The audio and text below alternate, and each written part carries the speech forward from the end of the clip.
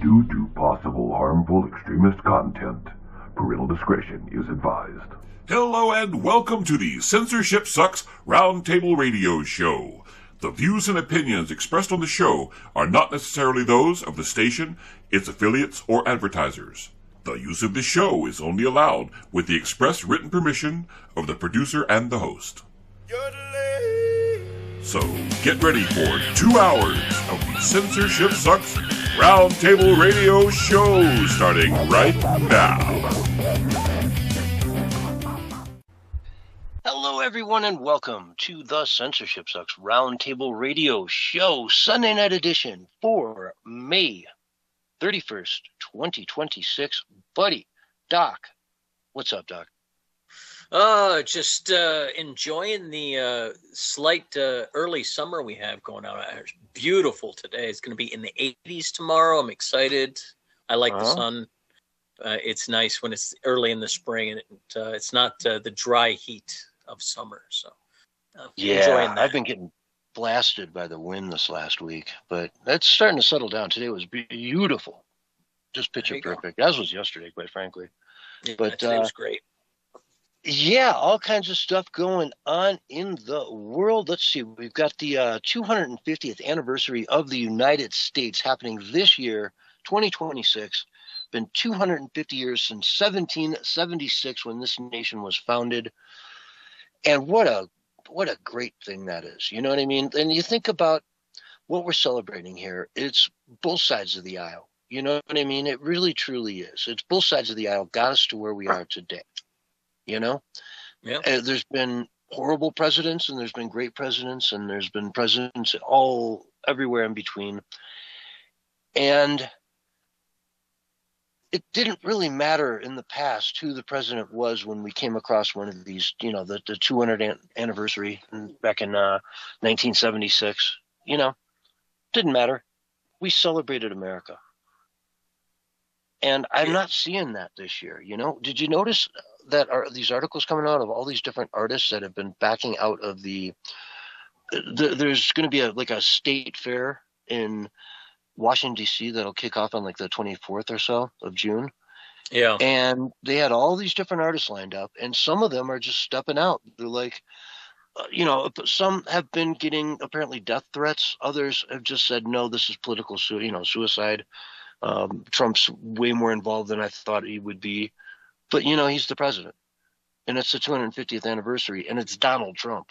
Of course he's going to be involved, I think this is emblematic of the deep-rooted divisions that have led us to this point. I am one of the people who believes that Donald Trump was a symptom of a much larger problem that is bubbling up at the ground floor of America, the people at the bottom of the K-shaped economy. They were the biggest supporters Trump had, especially when he was first getting going, because they wanted somebody to be like a human Molotov cocktail for the system.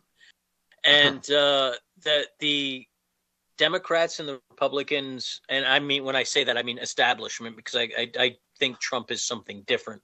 But these establishment sides used that division to fuel their base voters, and they made the culture politics instead of talking about football at the water cooler or talking about the newest TV show. Everybody was talking about what all this woke craziness, and it was the Democrats' fault, and no, it's the Republicans' fault, and that became our culture. And I think this is where that leads. Nobody wants to actually participate in the celebration of a unified nation. Mm-hmm.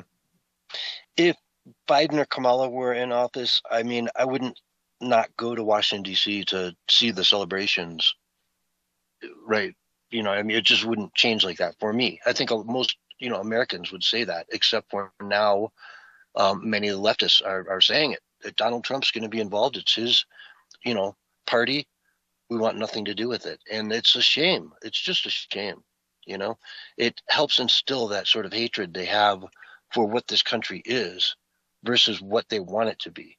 which is, i.e., socialist or whatever, and communist anarchy. If you can figure that one out. Don't get me started on that contradictory. But I think you're right, though. I think this has anything that Trump does has become a rallying cry to these far leftists, and they will use Trump as a cudgel against anybody near the left wing. Even if you're a centrist and kind of have some conservative thoughts and some liberal thoughts, you're still going to be attacked ruthlessly by these leftists for having anything to do with Trump. And that they've been using that as a wedge to drive people apart for going on a decade now. Yeah, and you wonder why we keep seeing over and over and over and over all these maniacs with guns trying to, charge the White House, trying to shoot at his convoys, trying to, assassinate him, shooting him in the ear. Yep. You know what I mean? It's obvious why that's happening. Why is Charlie Kirk dead? You know what I mean? He's dead because they made it okay to kill a Nazi. To shoot a Nazi, hey, you know what? You can kill a Nazi. Therefore, if I call you a Nazi enough, you can die, and no one's going to shed a tear, which is crock, Yeah, and it's at all levels too. It's not just at the ground floor. It's in the actual institutions. Trump has had to fight tooth and nail to get anything done within the institutions. If the Uniparty wasn't in agreement with him, it was a constant fight. Either Republicans on his own team would be talking trash on him, or the Democrats would all unify and they would get a judge to bring up a suit and slow things down. I think that's why he has sort of embraced the neocons who are like, let's get rid of some communists in South America. Let's go ahead and take care of this Iran situation. People will love you. No worries. I think that's how he got talked into it, because I think he got tired of fighting the Democrats so much and the crappy rhino unipartyists. I think he got tired of fighting. And he could do a lot more foreign country than he can in our country without going through all those barriers. Yeah, this country, it's next to impossible. Heck, he just, apparently the way I'm reading it, he just backed out of the whole Kennedy Center thing. Like, he just handed it over to Congress and said, I'm done. Yeah. Again, another federal judge came out the other day and said, you can't shut down the Kennedy Center and you can't put your name on it. Yeah. Congress has to do those things. So he just said, screw it. Congress, take it. If you want this thing remodeled, do it yourself. Yeah. And they won't. It'll suck. It'll take years. And what, they can't shut it down? So you got to work around performances? Yeah. It's been everything from the littlest tiny thing like the Kennedy Center to his massive attempt at getting immigration situation squared away. I mean, he got the border and he started doing the deportations of the criminals, and just as he was about to ramp up the big go-to, you get left and right all of these judges coming at him to try to stop everything, and it just put a monkey wrench in everything. Well, the East Wing now is sitting in a state of like decay, just sitting there. They can't work on it. Like, are you kidding me? Are you kidding me? You can't put up the foundations, put up some of the walls, and then halt it when at least it looks decent and there's something there. You know, they want to make him look bad.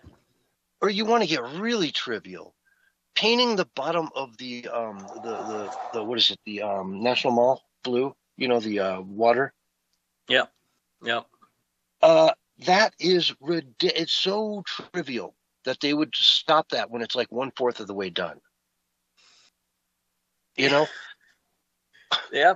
That's why the progressives win, unfortunately, John. That's because they will fight everything. They will fight tooth and nail like their lives are going to depend on it.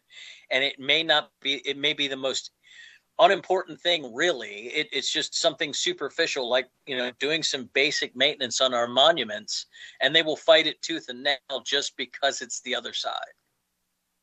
Well, and also we saw the compare and contrast, Columbus Circle. There's a big fountain there.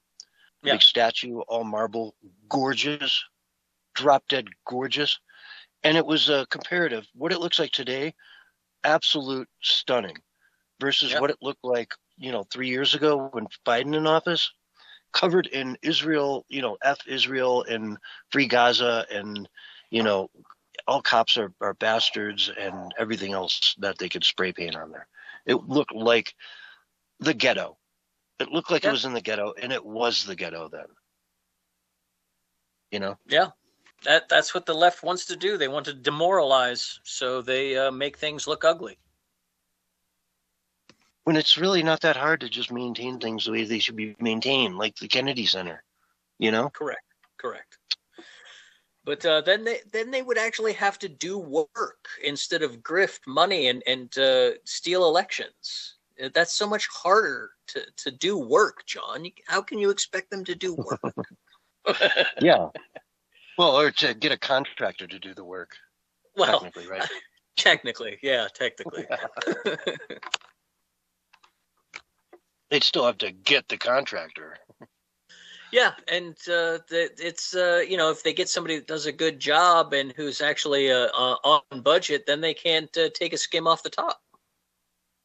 Yeah, yeah, exactly. I mean, the millions and millions and millions of dollars, and again, they were hammering on Trump for spending $6 million to paint the reflecting pool, and I think Obama's dumped $35 million into it, in his term, and nobody said a word. They just said, "Oh, great! They're fixing up the reflecting pool in the Capitol."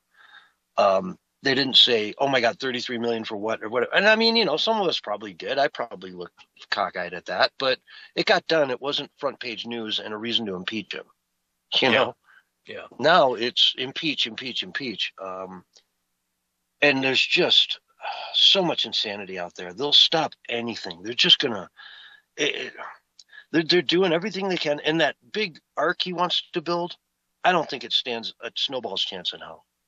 No, I don't think so either. It's sad because that thing is one of the few, besides cleaning up and taking care of the monuments we already have, it was one of the few things that I was like, I'm normally a very libertarian guy, but I think if you want to have pride in your nation, your capital needs to look beautiful and have beautiful monuments. And the only way that that happens is if you build them. They're not just going to magically appear on their own. Yeah, and like everything about Washington, D.C. was designed to be intimidating to foreign dignitaries. Right? Yeah. When they laid it all out, they did it specifically to make the whole thing like, oh my God, where am I? You know what I mean? Like, and then at the centerpiece of it all is the White House. You pull in there and you're suddenly whisked in to see the president in the Oval Office, and it's like intimidating. You know what I mean? It's the real deal. And when there's statues and every building is boarded up and graffiti everywhere and crime and trash, that's not very intimidating. Yeah, well, not the way you want it to be anyway. No, foreign leaders show up and they look at this and they're like, all right, this place is in decay. This is a country past its prime. Let's go railroad them, versus, wow, this is a nice city. And what about the people that actually live in Washington, D.C.? I've heard some interviews with them over the last few weeks that were like, man, it's so much better now. Like, Trump this, Trump that, who cares? It's a nice city now, which it should be. There's so much money there. I mean, how much money is there in Washington, D.C. and Georgetown and all those areas there? My Lord. Yeah, well, Northern Virginia has, 5 of the top 10 or 6 of the top 10 most wealthy counties? Yeah, because it's all government leech. Yeah. Yeah. You got to live at least somewhere near the swamp if you want to try to, suck the, the nastiness out of there. Yeah, it's true. It's wild how the you can tell how much money flows through the government by how much wealth accumulates around the capital city. It's just like a almost 1-to-1 correlation with corruption. Yeah, and then you go out in the other cities and they're just not doing as well. You know what I mean? You go into Chicago and it's all in shambles, nowadays. Nobody can set up a nice restaurant on the corner that used to be a great location. Now it's a little too sketchy. You can't have outdoor seating because people will come by and God knows what they'll do to you on the sidewalk, right? I mean, you're sitting ducks. Yeah. That little velvet rope doesn't do much when some crazy homeless person with a knife wants to come at you at dinner for no reason whatsoever, Yep. And if it's not the homeless, it's the Antifa people out doing their weekly protests now that it's summer. Mm-hmm. Yeah, they're out there in New Jersey, and it's who was it? Some reporter went in there with some undercover camera and stuff, infiltrated Antifa, and filmed the abundance of wealth and support that is there for those protesters. Like just weeks worth of supplies, hourly food deliveries, on and on and on. And it's clearly being funded from overseas. Now we've got the Hassan Piker thing, who's blowing the whistle on this. Was it the Singh guy in China? Yeah, the American citizen who is also a Chinese national who has that gambling business in Macau or whatever. Yeah. He's a big spender. Yeah.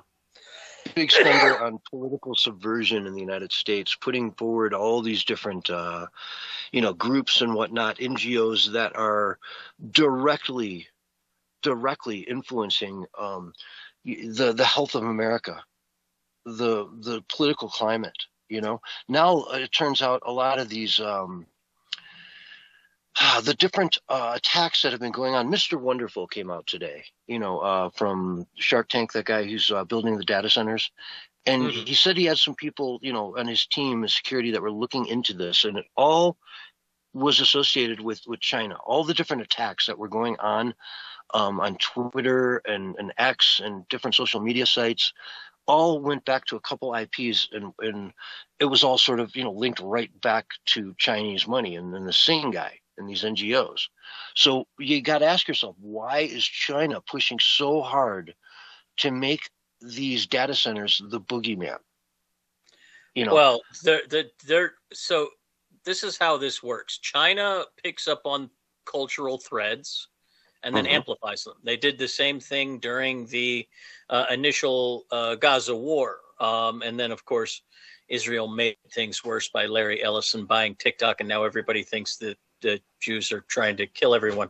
But that's just because they don't have to a hammer, everything looks like a nail. I'm not one of these Israel runs the world kind of people. I don't subscribe to that nonsense. But this is a pretty prototypical Chinese methodology of social coercion. They find something that bothers people. And these data centers are bothering people at the local level. There's lots of people that are fighting them at their local level. And they're picking that thread up and they make it go viral on purpose. They intentionally promote it in the algorithm to rage bait Americans because they know anything that slows down our economics is a positive to their economics. It's fifth generational warfare. Yeah. And I mean, I hate this war. AI, I think, is just a nightmare on steroids, and there's very little that's good about it. But it's this next space war, you know what I mean? It's the next big thing. And if you win this war, apparently you win all wars forever, because AI will just bomb your neighbor first, and then I don't know, because they don't care. Yeah, we have AI running our targeting right now in both Gaza, Lebanon, and in Iran, or Iran, however you want to pronounce it. The AI is doing all that targeting right now. So, I mean, yeah, it's the future does look like robot warfare with AI drones. That's what it looks like. Yeah, that's fun. I heard today that the new White House ballroom will have a drone airport in it.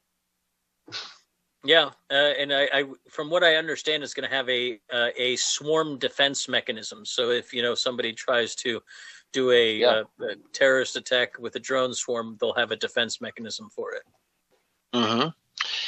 And why they're fighting this ballroom so much is beyond me, because damn well that if this thing's done in 2028 and Trump loses, or JD Vance or whoever loses, and you get an AOC as the president, I guarantee she's going to be using that ballroom every single Friday night. Well, yeah, they You know just what I don't mean? want Trump's. They don't want Trump's name on it. That's what it is. Yeah, or his style on it, or it's too gaudy, and then she'll be in there and she'll be like, "Yeah, he said it was too gaudy, but oh my god, I love it." Oh, of course they'll love it.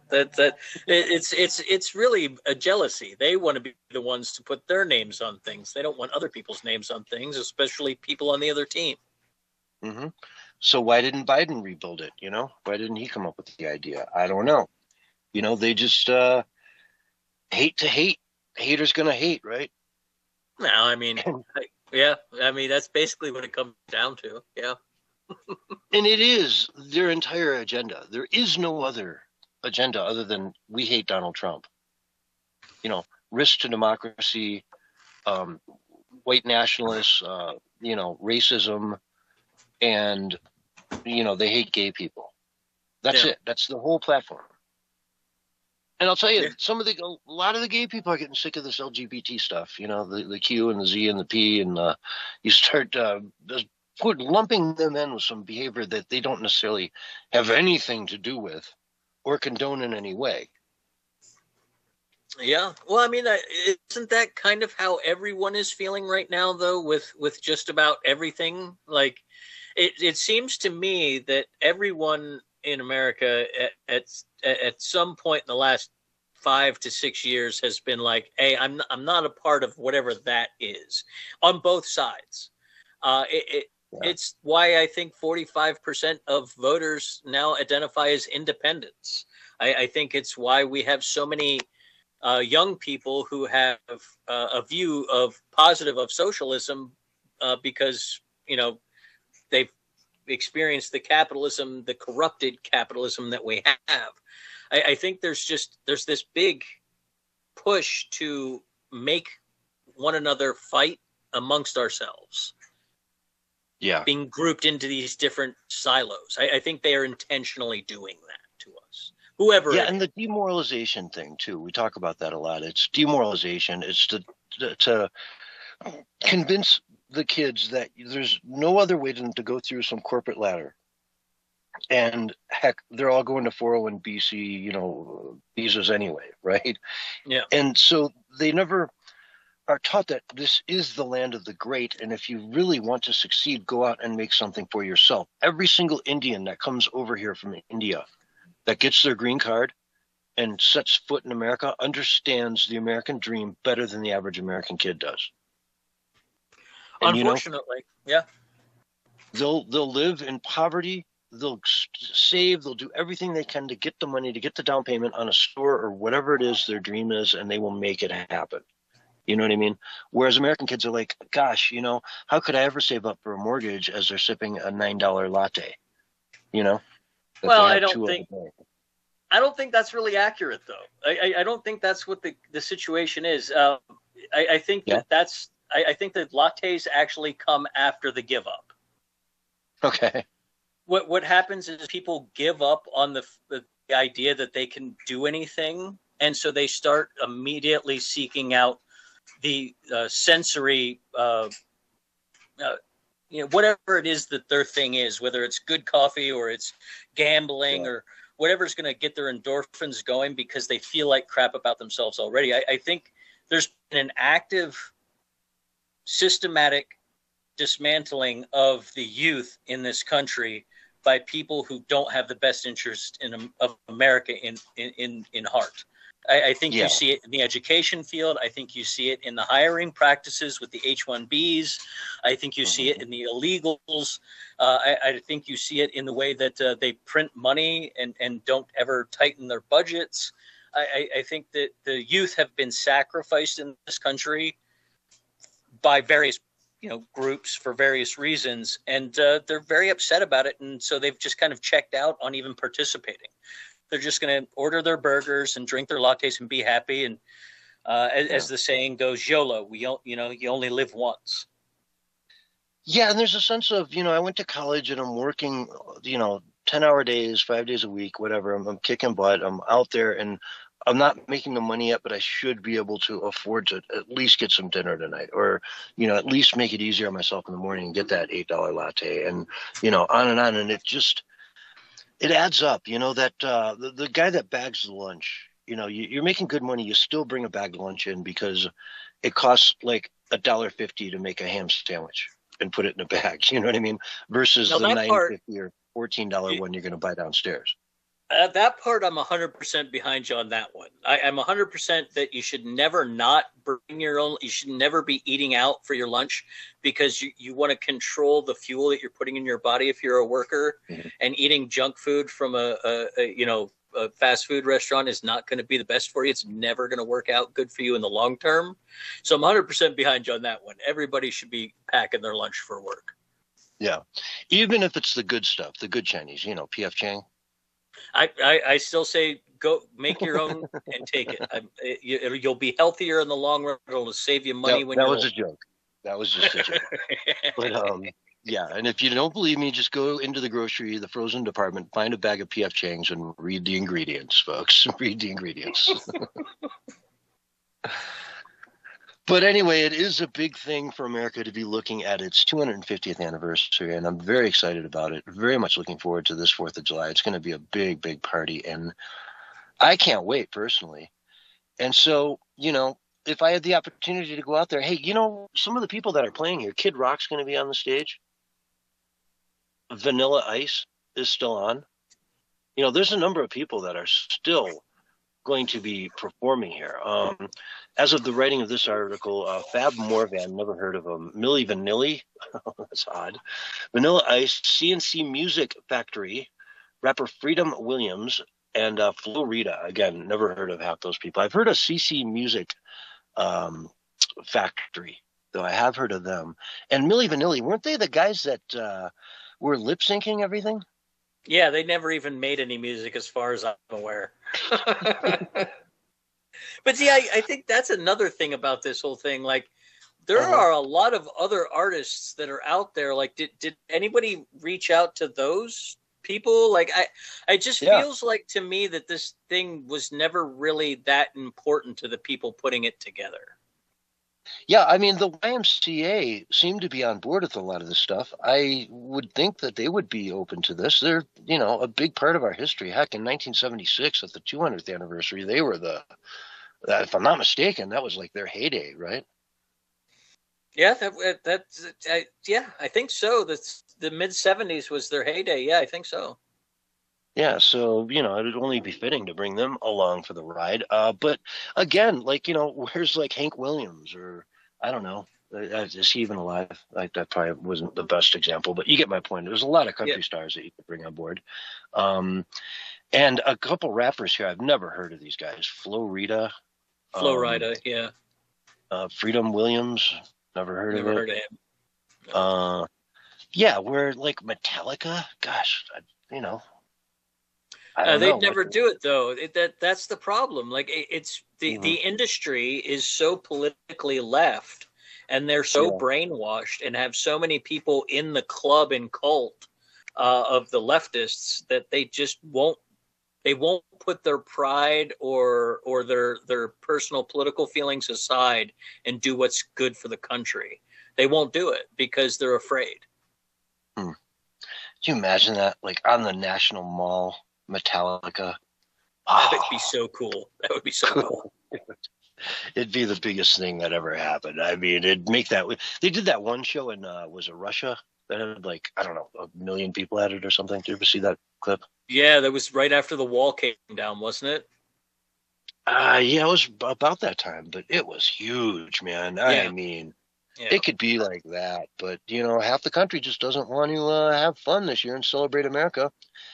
And it's a sad thing because the other half is going to go gangbusters, and we're going to enjoy pardon my language, the hell out of this, because why not? It's the 250th anniversary of the United States of America. That is huge, huge. And if you love your country, how could you not love that opportunity? Yeah, it's odd to me. It really is. Maybe a lot of them are just not really truly American at their heart. Maybe a lot of them are just money-grubbing commies. I don't know. Mm-hmm.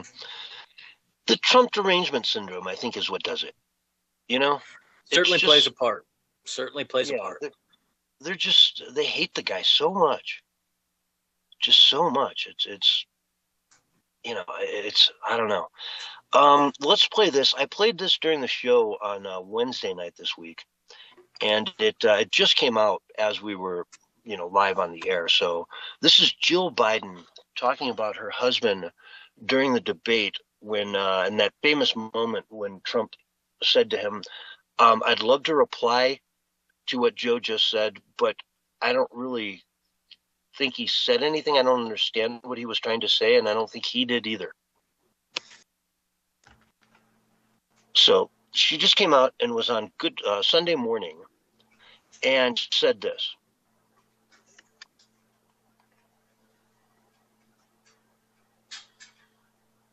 Oh, we're not getting the audio. There it Oh, is. you're not? Okay, hold on one second. Okay, hold on one second. It's a live radio show, folks. We do this on the fly. Let me roll that back. Okay, here we go. Were you horrified as you saw it unfold? I wasn't horrified, I was frightened because I had never, ever seen Joe like that. With the COVID, with dealing with everything we have to do with, look, if we finally beat Medicare. Thank you, President Biden. Before or since? Never. Or since. Oh my God, we finally beat Medicare. Beat it good, Joe. Beat it good. Yeah, I think she's. Well, hold on. Let me just keep playing this. I'm sorry. Go ahead. Yes. Or You've since. never seen him like Never. that. No. What happened? I don't know what happened. I mean, as I watched it, I thought, oh my God, he's having a stroke. And it scared me to death. Joe, you did such a great job. You answered every question. You knew all the.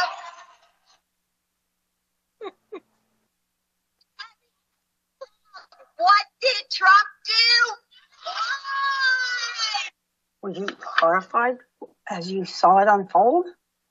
I wasn't horrified. I was frightened because I had never, ever seen Joe like that.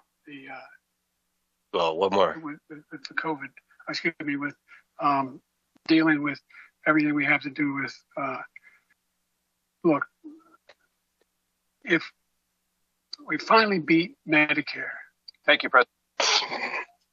Thank you, President Biden. How would you like to respond, Mr. Trump?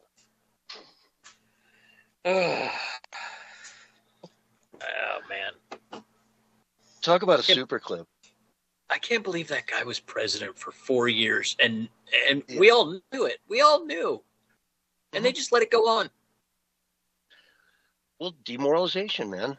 How do you take over a country? You got to demoralize the citizens. You got to put someone like him in office who's clearly not with it, and tell everybody, don't believe your lying eyes.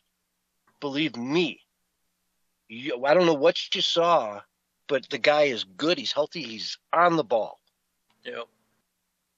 Demoralization, man. It's true. It's certainly had that effect. People do not trust anything coming from the president's office under a certain age at this point. Yeah, and I don't know. Here we go again. So we've got another couple years of Trump. We've got a midterm election coming up here in November, and that will be an opportunity for us to really kind of see how things are landing out there. You know, these redistrictings are going to play a big advantage for the Republicans, and they need to capitalize on that to secure control of the House and the Senate for the next 4 years. Not that it really matters, honestly. It would just be a good morale boost. But at this, they don't matter much. Congress has made themselves irrelevant. They're feckless. They're weak. They can't pass the SAVE Act. The SAVE Act is like 60% among Democrats. This requires voter ID to vote, or at least to register to vote. And they can't even pass that. Every third world country on the planet has voter ID.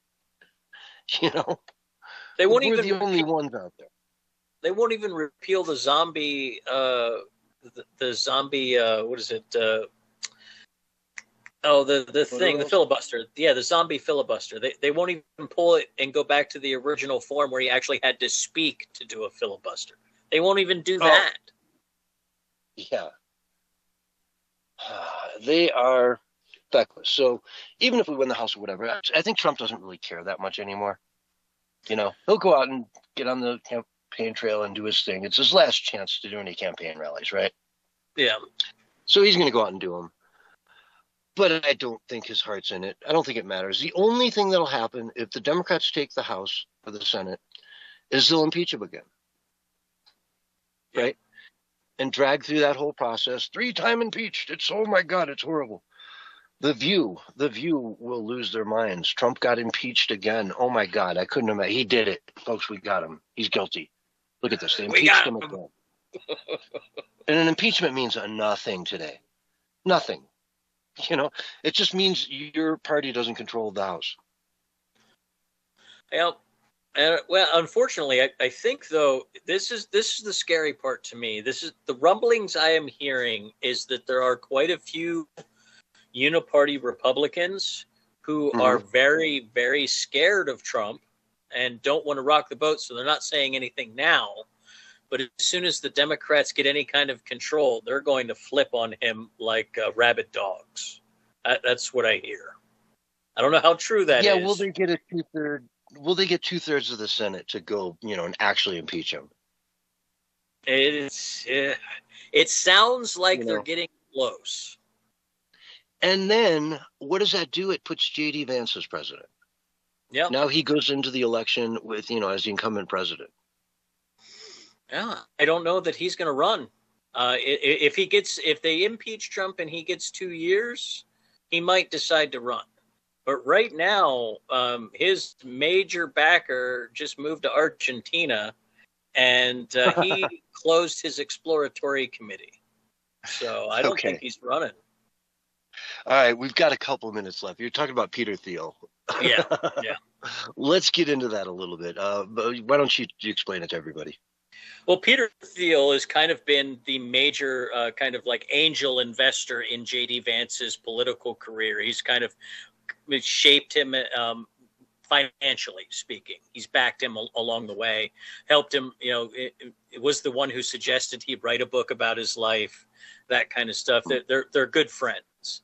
And Peter Thiel just up and moved to Argentina about a week and a half ago, enrolled his kids in school, and is now living down in Argentina because he kind of fears the way things are going in the United States. So I put that together with J.D. Vance closing out his presidential exploratory committee, and I'm like, I don't know if J.D.'s actually going to run. I think they may know something that the rest of us don't, like maybe the midterms aren't going to go very well.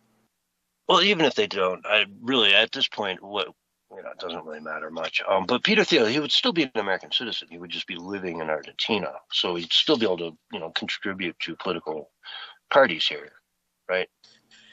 Yeah, but, I mean, you tend to put money into where you're living. That, I mean, not that he can't do both. I'm just saying. That's just what I was going to say. Yeah, it's not that he can't do both, but you tend to focus on where you're at rather than where you aren't. Yeah, but you can't underestimate how cheap it is to buy off a politician, especially in Argentina. Where they got Malay down there. No, I mean, yeah, I mean it's not Malay that you would need to buy off. They kind of agree as far as philosophically speaking. It would be more like, the small time politicians. I would imagine they're rather cheap. Yeah, but Malay's still going to want to check. I mean, we still got to get that in there. But yeah. Yeah, anyway, that's an interesting story. It's I saw some meme where he's like, I create the American AI surveillance state and then, leave as soon as I realize what I've done. Yeah. I mean, it does make one wonder, like, oh, really? You're going to leave, are you? Yeah, like, oh, God, I know more than you about this. Yeah, I'm getting out of here. And why Argentina? Why do you feel safe down there? No, I think Argentina, if they do well here in the next year or two with their election and keeping Malay's party in power, they'll probably end up going back to being one of the wealthiest countries in the world over the next 25 years. They have all the resources to do it. Could well be. And you got Brazil right next door that is floundering under communism. But anyway, folks, we've got to take a break. This is the Censorship Sucks Roundtable Radio Show, and we'll be right back after these messages. Good to go. We're on radio break. All right, good quality radio, guys. Really proud of everybody. Yeah, there you go. I'll be right back.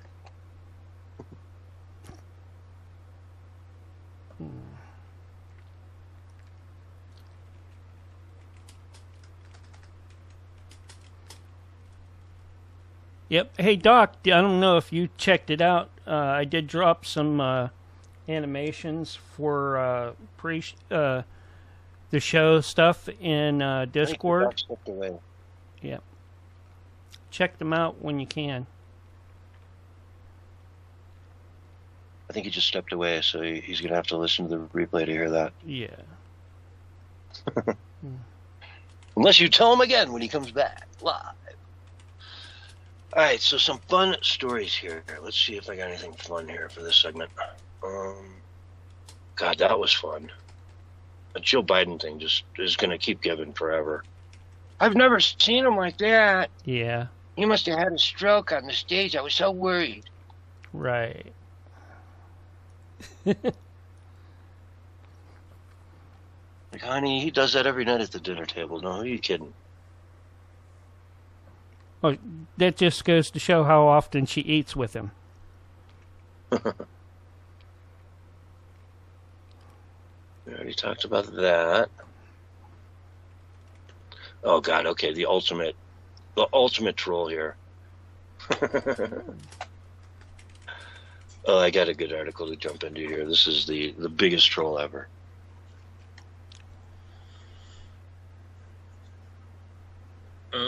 We'll leave you hanging if you're just watching on the Rumble or one of the other Kick or one of those. We'll leave you hanging until we go back radio live. Wobbly keeps wanting me to switch us over from Teams to Discord. Like, I don't know. You know, I would have to get all the hosts on board with that, and there's there's a few people that will not use Discord. David Hogg being one of them, but you know, I'm sure that there might be an IP block on that one. From what he was telling me or something. I don't know, but just saying. What did you do, David?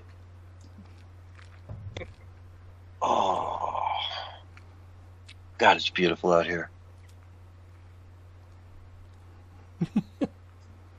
I'm so blessed to live where I live. Honestly, it's so beautiful out here. So peaceful, so quiet. That is nice. My dog's walking around out there. Finally got the last of her shed bomb out last night. The tail, the hardest part, the hind legs and the tail. Oh yeah, it's definitely shed. Get rid of all that shed off. We always used to shave our dogs during the summer. Yeah. You can't shave a husky though. No. No, they don't do it. They don't do that. Yeah, they've got like different layers of coats and whatnot, and you mess all that up. Yeah, we always had mutts. We didn't have any purebreds, so they loved it. They loved getting their hair all shaved off. We got 30 seconds, yeah, and the pits, like Nona and Zeus, their fur is really, really short to begin with. But of course, yeah. Yeah. And, oh no, it's not coarse. Their fur. No, you don't have coarse hairs. No. Hey, it's just super sleek. Here's your countdown, by the way. 5, 4, 3, 2, 1, and you're live right now. Hello, everyone, and welcome back to the Censorship Sucks Roundtable Radio Show. Doc, we got all kinds of good stuff happening in the world. We were talking about the 250th anniversary of the United States of America happening in, 5 weeks from now. Yes. Bada bing, bada boom. 5 weeks, we're going into the 4th of July, folks. The best, greatest holiday of the history of the world. The 4th of July, the creation of America. And I want to challenge everybody at home. Talk to you got a high school kid? Hey, it's the 4th of July. It's the 250th anniversary. What year was America founded? How many branches of government do we have? Ask them some really basic, how many states are there? See what kind of education your kids are really getting. What'd you learn at school today? Nothing. Right? Every parent has that conversation every day. What'd you learn at school? Nothing. They mean it. Back when I used to say that, we at least learned some stuff. It just wasn't worth bringing up. But they mean it today when they said they learned nothing. Nothing. You got entire school districts in Chicago and LA and, all over the country that are failing their kids. UCLA has a problem because like a third of their admissions in the STEM cell categories are in middle school math. They're think about middle school math. You're talking like basic, not even geometry at that point. Long division. You got to teach them all of algebra. You got to teach them everything to just get caught up to where you should be taking a, math 101 school class at college. It's a disgrace. Mississippi is now 9th in the country. Mississippi for education is the place to be. If you're in California and you really want to educate your kid, take them out of school, move to Mississippi. And put them in, heck, I can't even name a school district or even a city. Mobile, no, that's Alabama. Mississippi, Jackson, I think there's a Jackson there. Move to Jackson, Mississippi, and off you go. Put them in the schools there. They're going to do way better than they're doing under the environment right now that they're in, where you're paying through the nose. You're paying 13%, state income tax. You're paying property taxes that are through the roof. Insane amounts of money. And they're not getting anything for it. So anyway, folks, I'm getting on a tangent here. 250th anniversary. Donald Trump, or shall I say Treasury Secretary Scott Bessent, has confirmed a rumor that his department is preparing a prototype of a $250 bill featuring Donald Trump's face. Of course, this has to go through Congress. But I don't know, Doc, ultimate troll or just a bad idea? I mean, what concerns me more about this is just the idea that we've disposed of the penny because it costs too much to make, and now we're creating a $250 bill. It makes me feel like there's a problem that we're not discussing.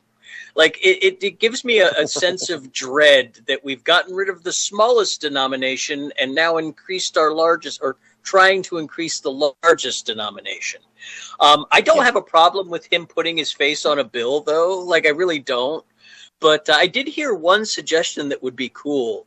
Since we got rid of the $2 bill, maybe put Jefferson on it. Maybe that would get rid of the controversy. Yeah, that would be good. Or Charlie Kirk. Yeah, and that would probably bring a little more controversy on top of it. But I mean, I wouldn't mind.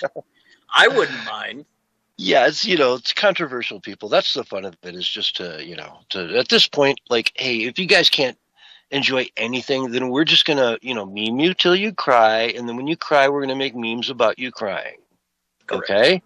That's the way it's gonna work. If you're gonna be, a little fiddy-duddy and just hate everything about America, then hey, we're gonna have fun with it. Why not? And let's make a $250 dollar bill, and they'll say you can't put anyone who's alive on there. Okay, well, you guys assassinated Charlie Kirk. We'll put him on there. How do you think about that? I mean, we put Sacagawea on a coin. I don't see why we can't put Charlie Kirk on a bill. Sacagawea, yeah. I mean, hey, Charlie is one of the most influential people in recent politics in recent years. Just a all around legend that flew too close to the sun, I guess. I don't know. It spoke too much truth. Got people too upset that they couldn't win a debate on college campus, and they looked, like a fool because they didn't know their stuff. And so they killed him. It's a shame. It is what it is. Sucks. I think they killed him because he was effective. Exactly.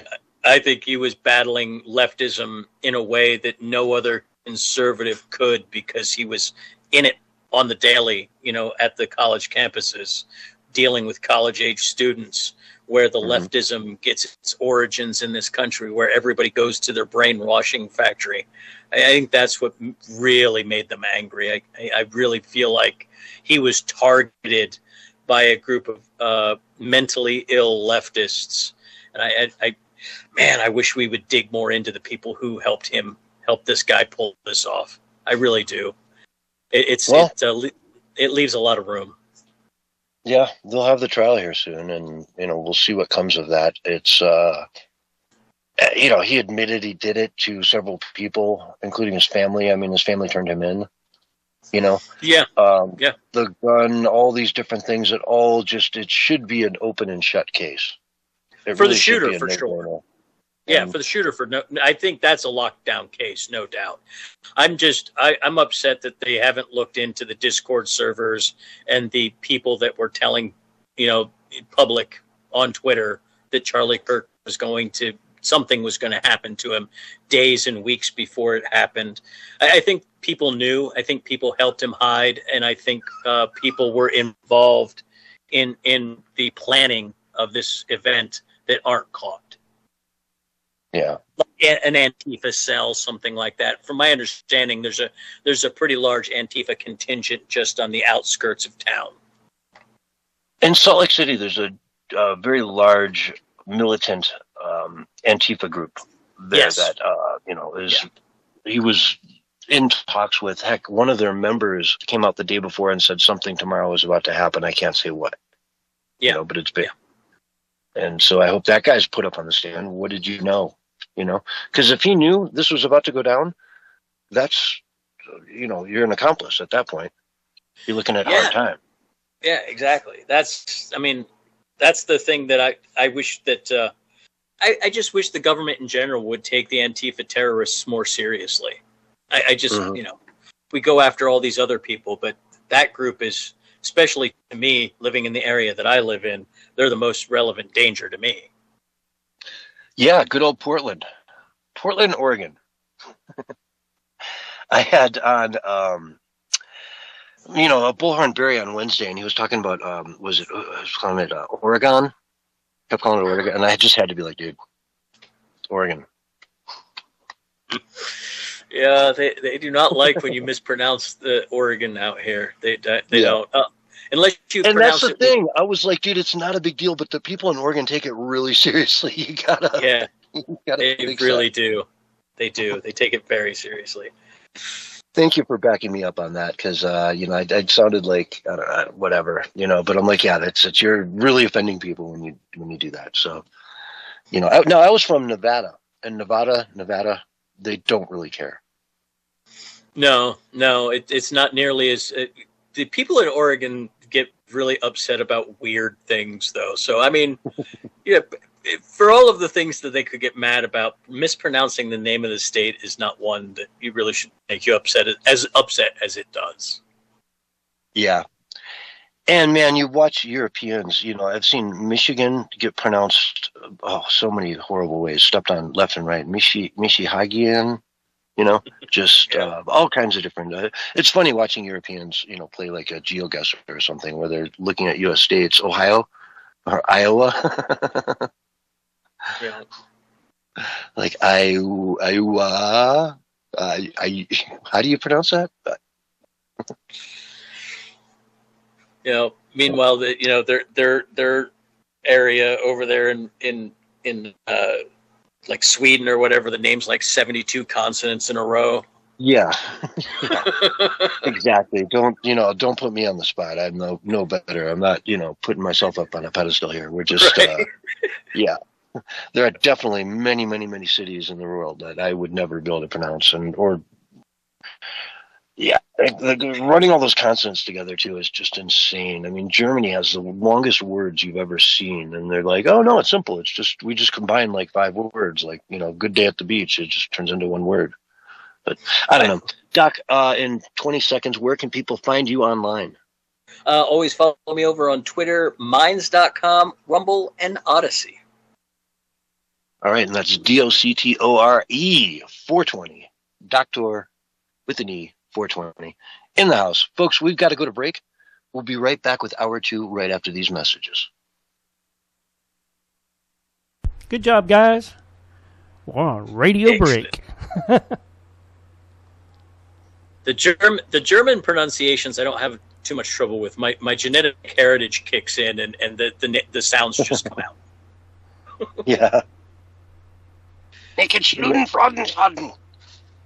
been watching this Netflix show with the wife called The Man in the High Castle, and there's it's about a future or like a alternate history where Japan and the Nazis both won, and they're the only ones left. And so there's a ton of German in it, and she makes fun of me when I'm able to pronounce the words instantly. She's like, "Yeah, that's that German heritage." Yeah, it's pretty funny, but it's a good show. It's a good show. If you get bored this winter, check it out. I'm going to let this room run down a little more before I take and bring Willie in. All right. Uh-oh, that Willie guy. Yeah. Got to watch out for those chainsaw marks. No, you got to watch out for your wallet, Doc. Yeah, I do. I that's why I put my checkbook in a ice cube in the freezer and hid it. You hit it? You know, like they used to do with the credit cards back in the 70s. Oh, yeah. So I can't get to it. You can't trick me into giving it money this time.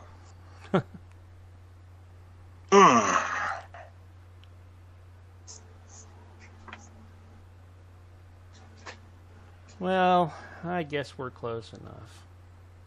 So. Okay. Okay, see ya. All right.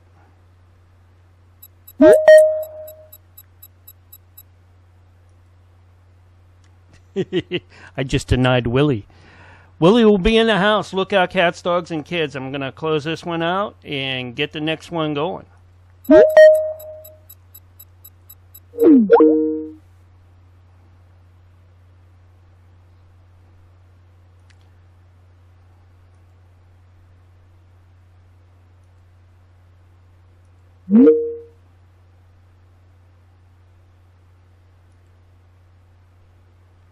Oops.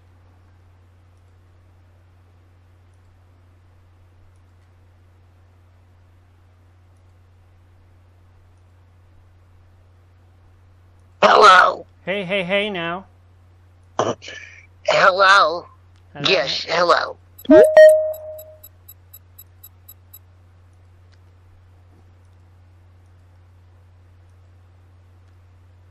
All right. Oh, we got somebody in the lobby. Yeah, Oops. Willie guy. Okay. And Shit, Doc don't let too. him in. Oh, They're both in the lobby? Yeah, let Doc in, but don't let Willie in. oh, too late. Willie snuck in behind me. Oh, shit. All right. Hey, Willie. That's all right. He's still on mute. Okay, good. I man. Huh? I thought you were on mute. I see him lit up, but do you hear him? I thought you was on mute, boy. Man, y'all pay attention. Let me talk. You'd hear something. Maybe. I doubt that. So if I let you talk, I'm going to hear something. Huh. I want to see how this works, Willie. Go for it. That's what it boils down to, man. I sent on Mark a message saying I couldn't find the link, man. I had to go way back to find the link.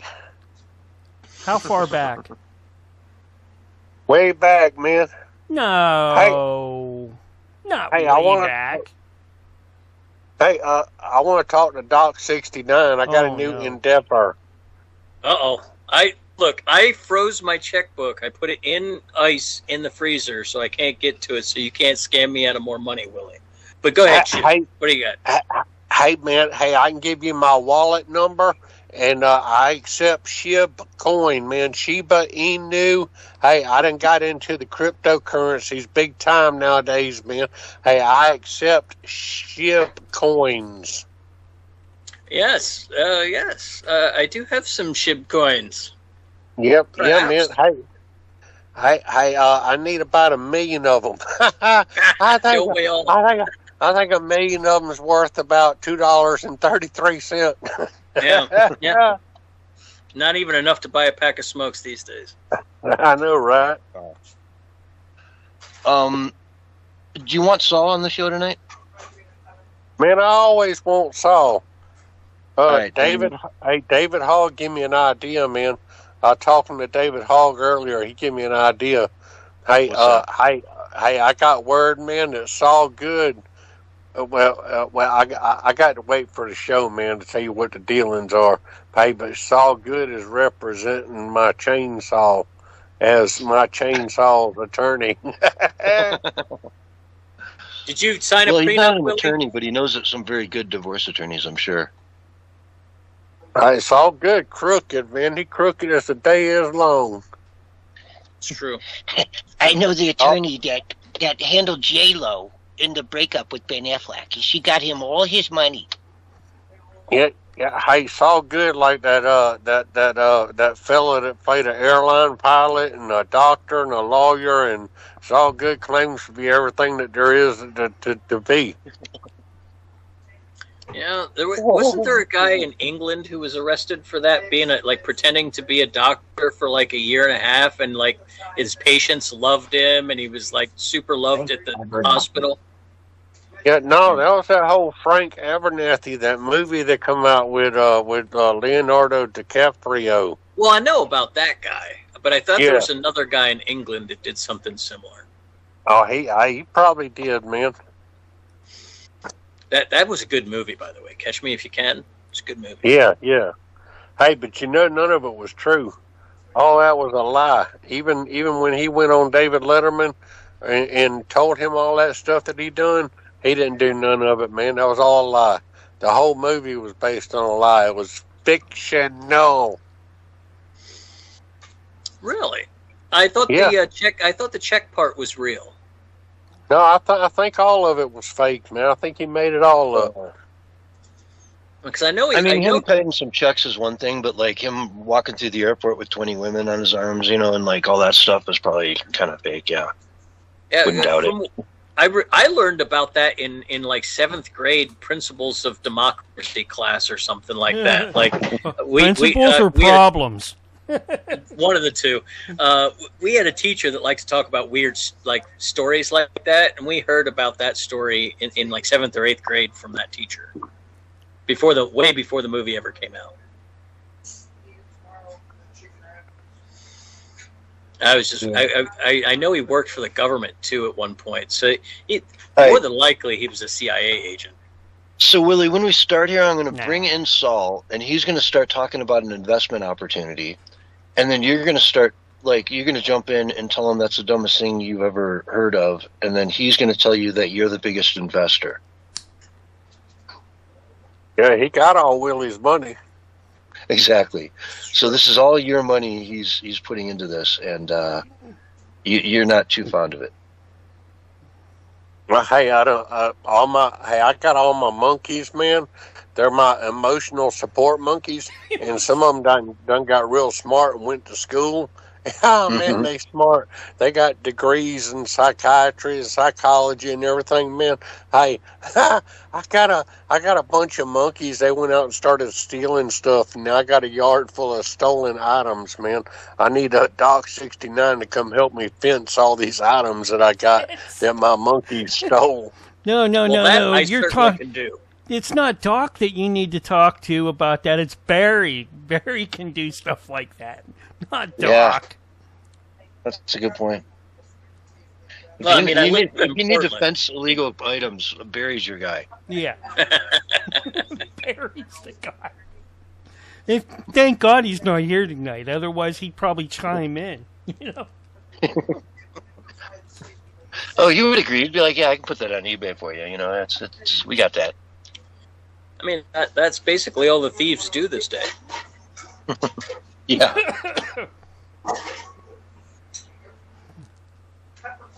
Honey, baby, why are you standing in your water bowl?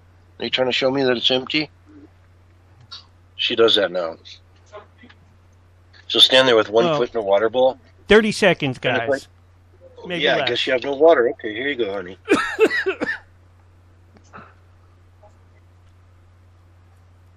All right, so give me a minute before you jump in there with your fat mouth, okay, Willie? Well, here it is. Here's your countdown. Look out. 5, 4, 3, 2. I know you can't shut up, so let's see what. 1. And you're live for the second hour with Willie right now.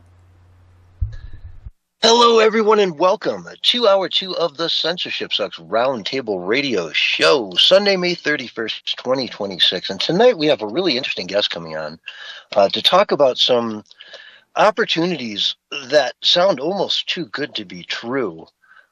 Folks, this is somebody who hasn't been on the show in a little while, but he's been a longtime guest. He's somebody who we've really grown to trust when it comes to financial advice, although we don't give financial advice on the show. But this gentleman here has some ideas of how to, turn a buck into what he calls generational wealth. Folks, we've got with us tonight Saul Good from Beverly Hills. Hello, this is Saul. It's such a pleasure to be on your show, John. Oh, well, thank you, Saul. It's great to have you here. Now, tell us more about what's going on. What are you so excited about? You sent me a bunch of emails. Talking about this opportunity and this and that and generational wealth. That's a big, thing. So tell us what you got going.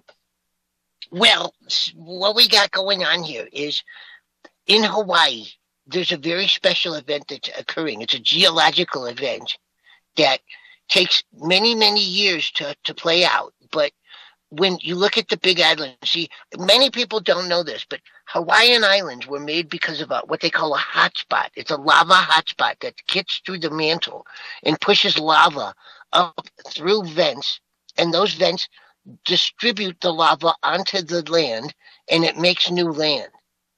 It keeps making new islands and everything. Okay, so now the hotspot, it's called the Pupuhai hotspot, lava flow. It is now moved over to the east coast of the Big Island. And what we're doing is we're chopping up all the real estate over there and making what we call generational investments into it's a hotspot that's kicking up lava. And it's creating new land? Is that land going to be usable? But there's lava there. How do you... Well, it's not so much for today. That's why we call it a generational investment. Because once the land is built out, now this is new beachfront property we're talking about on the Big Island of Hawaii. This is some of the most valuable real estate in the world. And so what we're doing is we're putting some of our top clients into this investment opportunity in order to have them purchase oceanfront property today that will soon extend way out into the ocean and for miles and miles as the lava flows. Oh, God. Is that Willie? Yes, hey, Willie. How are you? Hi. Yeah, hi, man. Hi, good to see you. You're my good friend. I love you. I very much appreciate Willie. He's a very good friend. One of my best friends in the world. Willie, it's so good to hear from you. Hey, y'all don't listen to Saul Good, man. Hey, that man's crooked. This sounds a little weird. Wait, you're going to invest in lava flows that are going to create new land. Like Doc was saying, isn't that just going to be a lava flow? You can't go anywhere near it for years. Oh, no. Well, yes, this is a generational investment. It's something that won't be intended for today. It's something that your children and your children's children and your children's children's children and their children's children will make very wealthy from this. But it's the difference between new money and old money, right? But Willie doesn't have any kids. No, Hey, y'all listen to Saul Good, y'all gonna go broke, man. Hey, he's fixing to pitch y'all something, man.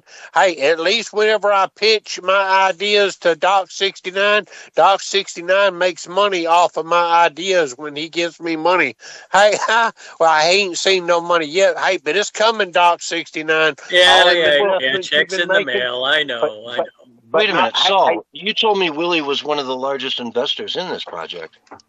Well, yes, Willie's our very largest investor. He owns yeah, an entire mile of coast on the Hawaiian island that will now be submerged in lava for the next few decades or centuries potentially. And but once it cools off, you're going to have beautiful black sand beaches. And it's brand new real estate. So you can't, they say one thing about real estate is God, already made it all. But here's a situation where God is making new real estate, and we're going to be the ones to inherit that. And Willie's is one of the largest investors. No, man. Hey, Saul Good has done capped my money. Hey, look at him. Hey, I got a whole bunch of money that Saul Good is supposed to be responsible for, man. Hey, and I ain't seen I ain't seen a nickel of it, man. Hey, look at him. Saul Good is crooked. It's invested in Hawaii. You own a mile of beachfront property. It's currently on fire, but it's very beautiful. Yeah, it's on fire. No, man.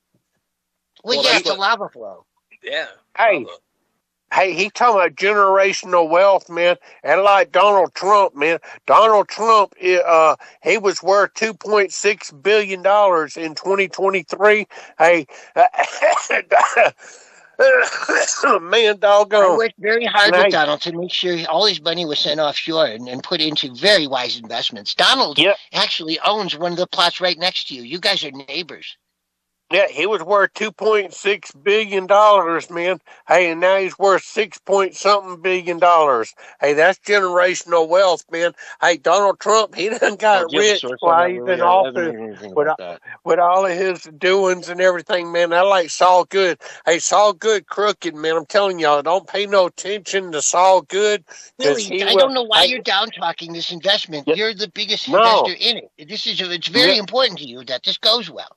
Why would you talk it down when you have such a substantial 9-figure investment in this project? Yeah, no, man. Hey, I got nine.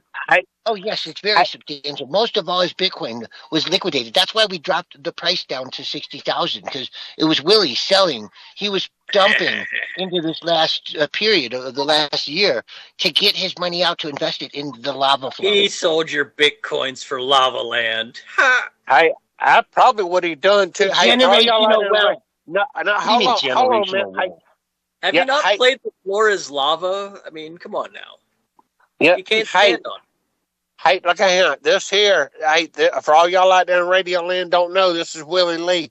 Hey, I run Willie's Worm Farm down in Waldo, Florida, and Willie's Cricket Emporium. I run the Saw Good talent agency in Beverly Hills, California.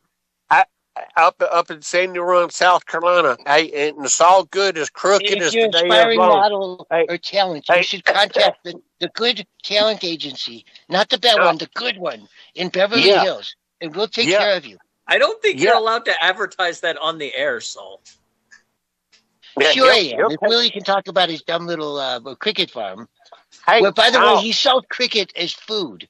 That's what he's doing there, folks. He's trying to make you eat crickets. He's a horrible person. Hey, cricket flour, man. Cricket flour and worm hot dogs, man. Yeah, hey, and pea jugs. Hey, Greta Willie's Worm Farm is my property. Willie's Worm Farm is a Saw Good production. Okay? Yeah, no. Hey, so and that's why we are moving into kosher hot dogs made from worm meal. No, hey, listen. So you'll be so good. It's going to be such a big thing. We are going to be supplying the IDF, the Israeli Defense Force, with Willie's Worm Farm hot dogs that glow in the dark so they can make runways in Gaza. Yeah. Hey, they do glow. Hey, they do glow in the dark, man. Hey, they got this glow in the dark stuff for worms, man. Yeah. No, go. Hey, man, I've been drinking this Willie's Rocket Juice. This about got me tore up. Look at him. Hey, no. Hey, for all y'all out there don't know me. These lava flows are going to be some of the most premier real estate on the planet. And if folks want to get in early, they can contact the Saw Good, the good talent agency in Beverly Hills, and we will put you in touch with licensed and registered real estate agents that can buy you lava flow property. They won't be licensed or registered. Yeah, he's crooked, man. He'll license it. That's the thing. It's very, very legal. he licenses himself and he registers himself. Exactly. He got to register. Hey, I know it, man. Hey, I gone through it, man. He said, you certified. Hey, like I am, man. I'm a certified certifier, man. But I I mean, can Saul, certify. I certify. Hey, hold on a it minute, sounds man. I like got to Saul say just something. dumped Willie's money. You sold all of Willie's Yeah. bitcoins to buy Hey. lava flows on Hawaii? I mean, that sounds reckless. Oh, no, it's a wise and sound investment. It's generational. See, Willie's not going to enjoy it himself, but the generations that follow Willie will inherit that money. But Willie doesn't have any kids. Willie, you don't have kids. No, what's generational wealth going to do to a guy who's 60 years old and no kids? No, it's very important that he start procreating. I've been dealing with Saul Good for the last 5 years, man. Hey, I was broke before I met Saul Good, and I'm broke now. He got all my money. Hey, I got Bitcoin mines. I got movie contracts. I got commercial contracts. I got all kind of singing contracts. I got this contract and that contract. Saul Good got all my contracts. Very lucrative. Very, very lucrative. Yeah. Some of Willie's songs have gone to #1 on the country charts. Yeah. I'm broke now, I don't think that's true. I think you just wrote a list of songs you like and put Willie at the top. Yeah. No, Lucky Seven was a beautiful song. The Dolly Parton covered it. Yeah, I wanna be your lucky 7, be your slot machine, your 2 sevens on the outside and 1 in between. Hey, that was a great song, man. Hey, it is a good song. But don't listen to Saul Good, man. Saul Good, hey, you know what? I done got it figured out. Saul Good is broke too. He poor except for Willie's money. Look at him. He's a scam. He's a scam artist, man. Hey, that's all libel. Day long. Libels. You're libeling me. Yeah, that's a lie. He's labeling you is what it sounds like. Yeah, I gotta. Hey, for all y'all out there don't know, man, hey, last week I married my chainsaw, man. Hey, I got a little old Husqvarna 440. We were there. She's pretty, man. She goes room, room, room quick, man. I heard there was an injury. Yeah. No, man, hey. Yeah. Hey, we went on a... No, this is a true story right here, man. Hey, we went on our honeymoon, and I lost her. I lost her in the baggage claim area, man. Hey, she got a case that I got gone. And I'm like, I can't find my little old Husqvarna. And I'm like, well, you know what? That ain't no big deal, man.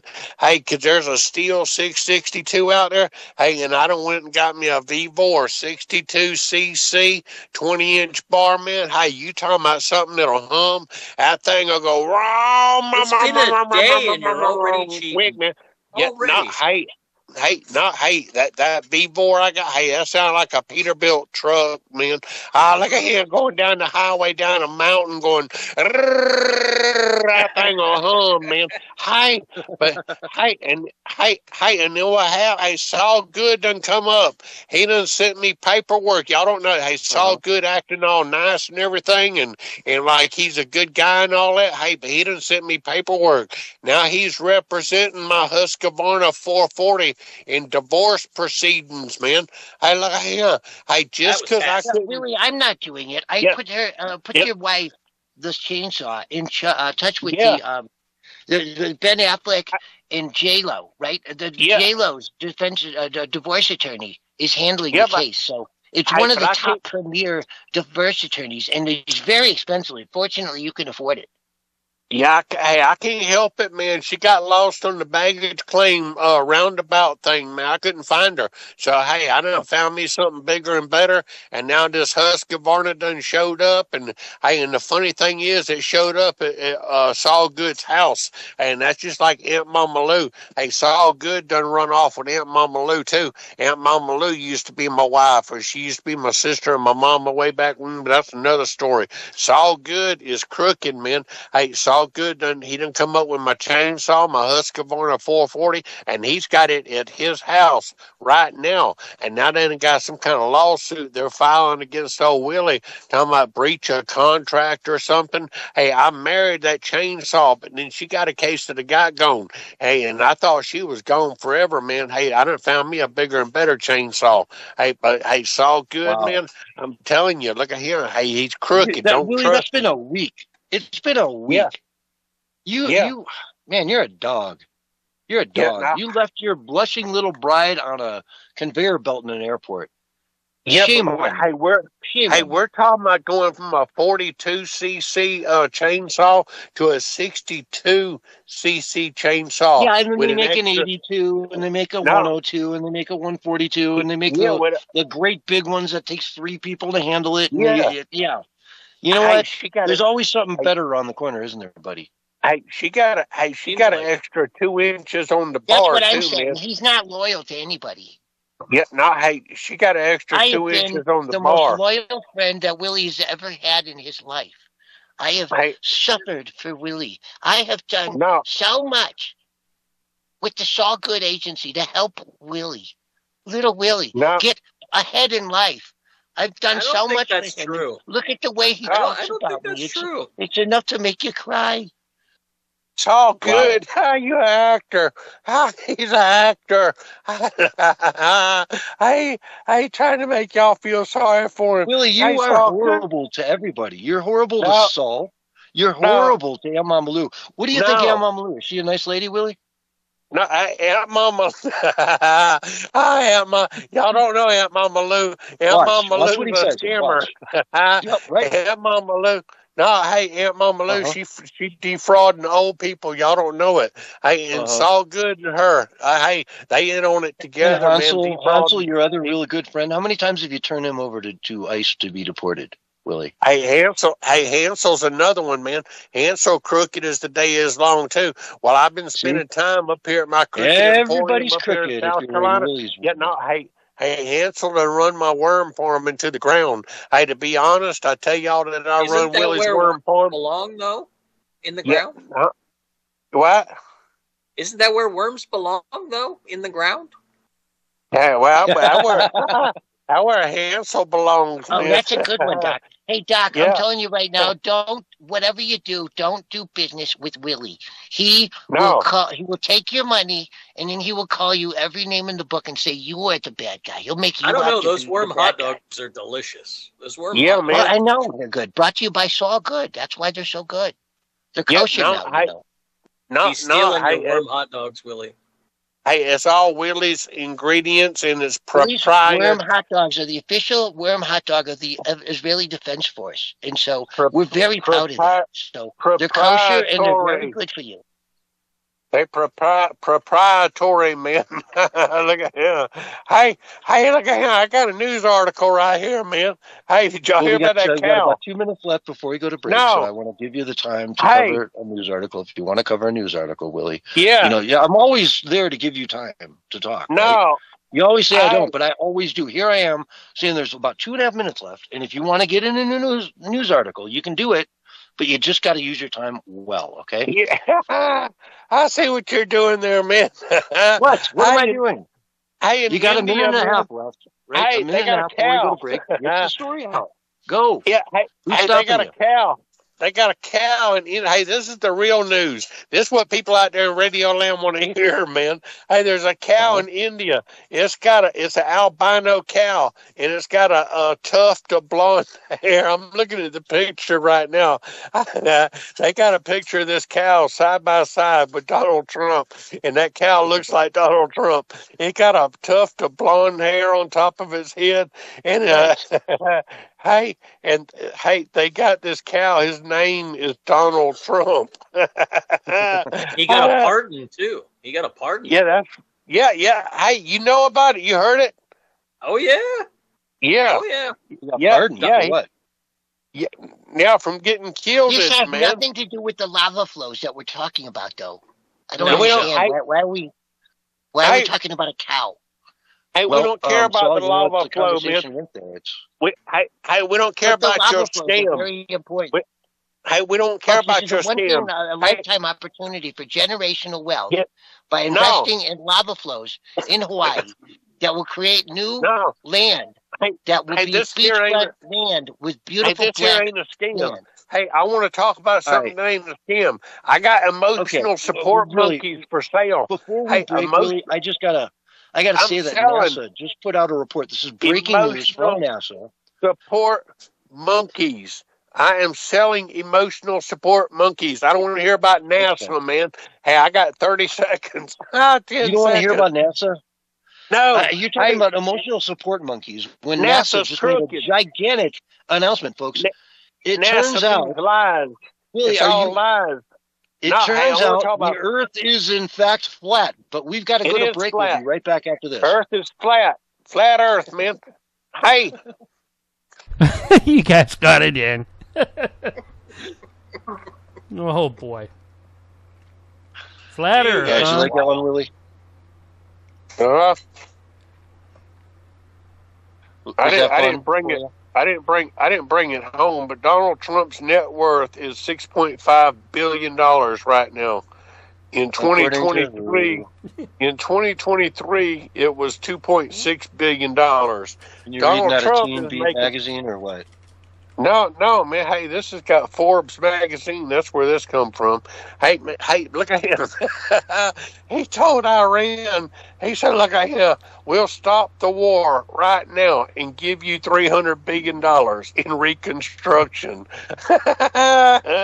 Hey, that's how a country gets rich, is getting bombed by the United States. And like, I think it was Wag the Dog or something. Y'all remember that movie? They were talking about this little old country. Yeah, hey, this little country. And they was like, well, hey, if we want to get rich, let's start a war with the United States. After the war is over, they'll give us a pile of money. And what it boils down to, hey, I'm reading an article right here, man.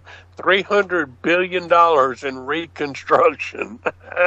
and the war cost us $7 billion to start with. And countless, we don't even, hey, the money that the United States has lost because of this war will never be known. I said, I think that gas is $4 and $5 a gallon. You know how many people they got to struggle just to get back and forth to work at those prices?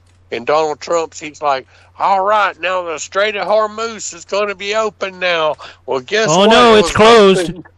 It was open before you started your mess with that country. That is a valid point. Oh, we're going to make sure they ain't got nuclear weapons. Well, guess what? They didn't have them before and didn't want to have them to start with, man. And any uranium that they got is because Barack Obama sold it to them, and Hillary Clinton, too. It's like, we're going to sell you all this uranium here. Oh, no, it's illegal for you to have it. Many such cases. Yeah. The whole thing, it don't make any sense. And the thing about it is we're doing another country's bidding. That's what it boils down to. In this particular case, that does seem to be what it is. A little bit, but it's also just an ongoing nightmare. You know, if he can put an end to the Iranian regime funding terrorists all over the world, you know, it's a good thing. But let's see. Well, Let's you see know how who's that- going to get to take and rebuild the country, right? Those guys that are laid off. Yeah. You know, Dude, they were talking about Halliburton Tehran. and They're about to BlackRock. evacuate because it's sinking 30 centimeters a year. There's no water there. You heard about Trump's pool boy charging $5,000 for a gallon of paint up there, and now all of a sudden the paint is bubbling up and it ain't sticking like it's supposed to. That whole thing ain't nothing but a fiasco too. Come on. I thought that was sealant. I didn't know. I thought it wasn't paint. Yeah, it's I thought not it was paint. sealant. It's not paint. Yeah, hey, Really the doesn't, ceiling, you know. the ceiling Willie ain't just makes this working. stuff up. Willie It's just still goes look at $5,000 a gallon. No, hey, I got the documents in front of me, man. Hey, I get all my information off of YouTube and TikTok. Hey, I go to Reddit for my information. I said, like, It's a good source. It's a good Hey, source. I'll ask ChatGPT. I'll say, is this true? And ChatGPT will tell me, no, it 30 ain't seconds, true, man. folks. Hey. So really, good luck with that real estate investment. That sounds really good. Yeah. Yeah, enjoy It it sounds or like love a really hot investment. Hey, I appreciate you guys, man. I'll talk to y'all next time around. Come on. Have a good one, Billy. Love y'all, man. Yeah. You Peace. take care, Willie. Look out, cats, dogs, kids, curtain climbers, and crumbiggers. Here's your countdown. 5, 4, 3, 2, 1. And you're back live and on the radio side right now. Hello, everyone, and welcome back to the Censorship Sucks Roundtable Radio Show, Sunday Night Edition. And let's talk, Doc, I know you like to talk about the arts and what's happening in film. So the Mandalorian just came out, the new gigantic Star Wars film. Yeah. Right? Massive investments, up in the hundreds of millions. It's Star Wars, right? They're throwing everything they have at it.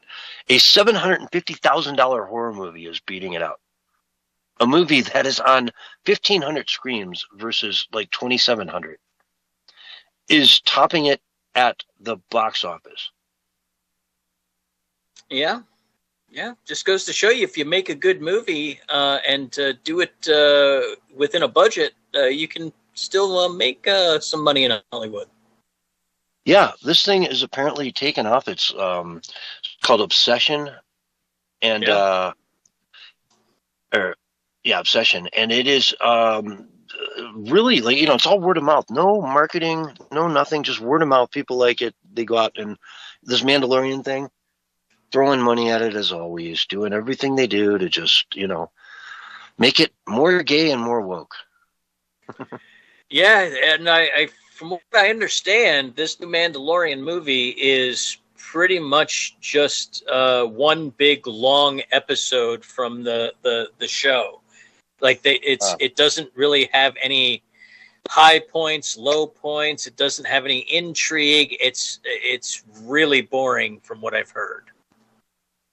Yeah, and what Lucas didn't he hand over Disney the Star Wars franchise and like 5 more scripts for the next movies, and they just threw them all away and said, no, we'll take it from here. Thank you very much. What do you know about Star Wars? Pretty much. I mean, the scripts weren't completed, and so they probably had to do a bunch of work on them to get them ready. But yeah, they threw away and just took the characters and made their own thing up. Yeah, this isn't gay and woke enough. So we're just going to throw this away, Mr. Lucas. Thank you very much. We, appreciate that you might have had something to do with Star Wars in the past, but Disney owns it now. And I think Disney knows a little bit more about Star Wars than you do, Mr. Lucas.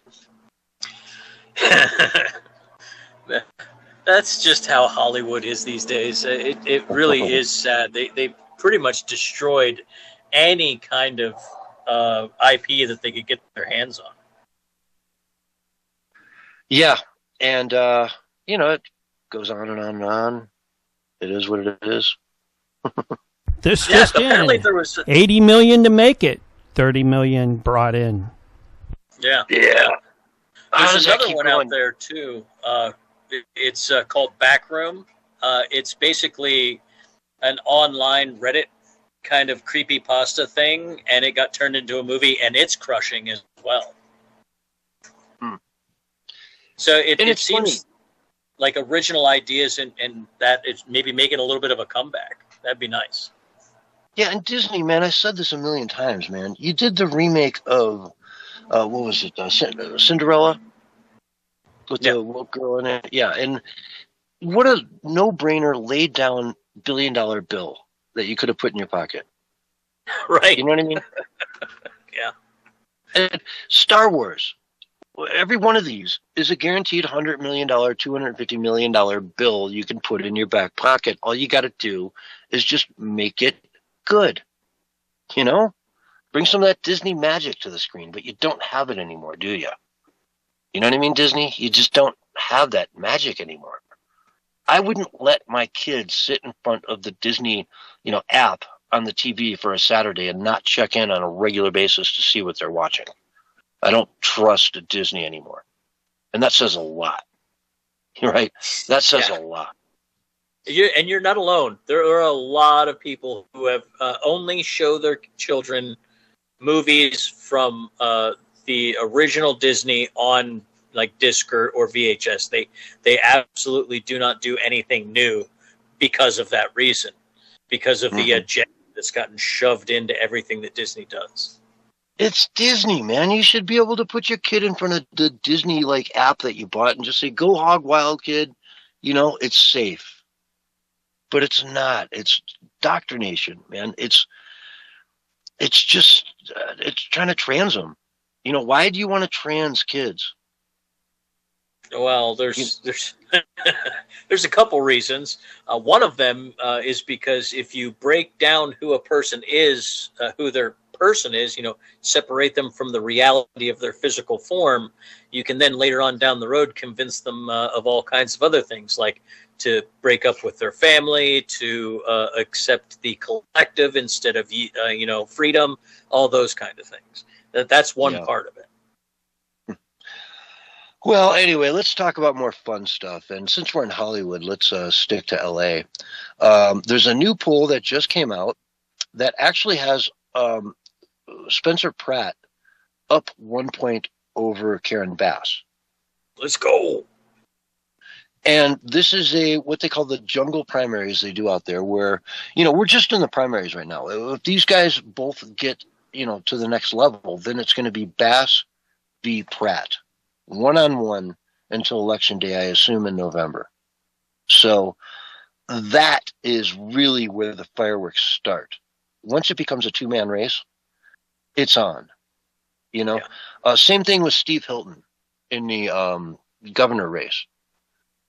If he goes up against, what's his name, Villanova, the guy who ran the Department of Homeland Security under Biden and Obama, the guy who let in Spencer, you know, they just put an ad of Hilton put out a comment about this saying, you know, when he was leading the Department of Homeland Security, they knew they had all these missing kids, or all these kids that were, you know, but they wanted them out of the system, so they pushed them out into the streets of America with absolutely no backup, you know? Yep. And so, I mean, they're going to be running against each other, and Hilton's going to be able to look at Becerra and say, dude, you let all these kids out into the streets. You are when we talk about the 850,000 kids that were missing, they weren't missing. They were sent out.